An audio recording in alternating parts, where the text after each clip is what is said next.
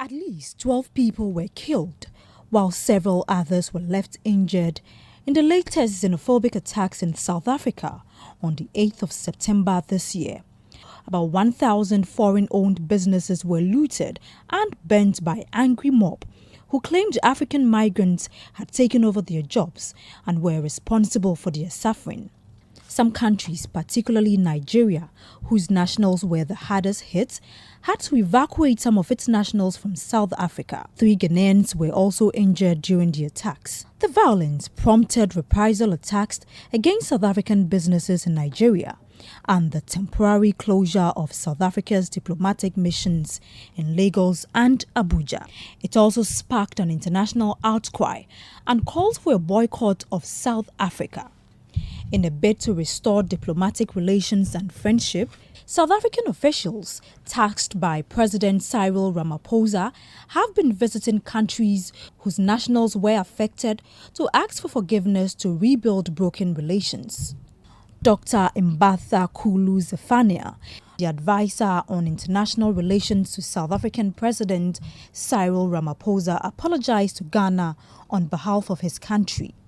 Our President Ramaphosa has expressed very deep regret about the incidents of violence, the looting of property, even involving the death of South Africans and some foreign nationals in South Africa in the recent violence that engulfed in our country. Our President Ramaphosa has also expressed his apology to President of Ghana because about 3 Ghanaians were also assaulted during these events. He wants the people of Ghana to know that what happened in South Africa recently does not represent the values of our constitutional democracy and is an affront to the rule of law. He has instructed his security cluster of ministers to leave no stone unturned in ensuring that the rule of law must prevail and that justice must be done so that all perpetrators must be brought to book. This is not the first time frustrated and angry South African nationals have carried out such horrific attacks on foreign nationals.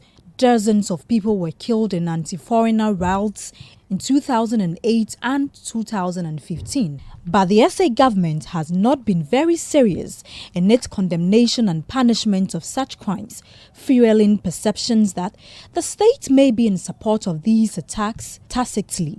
But the government says it will deal with the canker more ruthlessly by punishing culprits severely this time.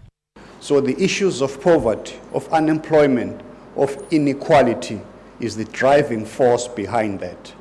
But having said that, what has happened in South Africa is not a justification for that.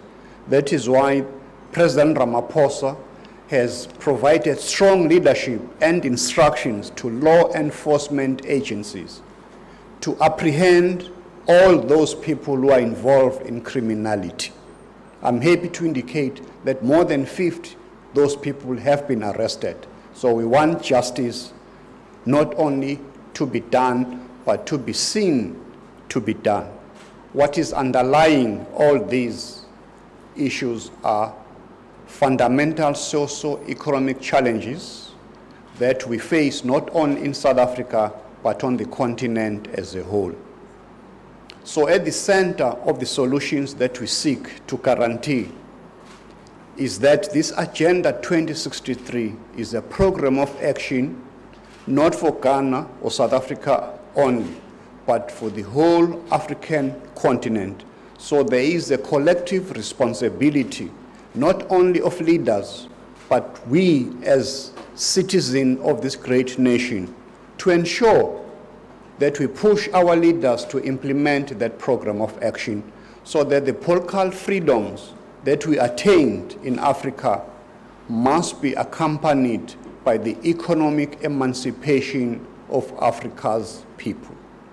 I believe that is the only guarantee that we can have so that these incidents must never occur again.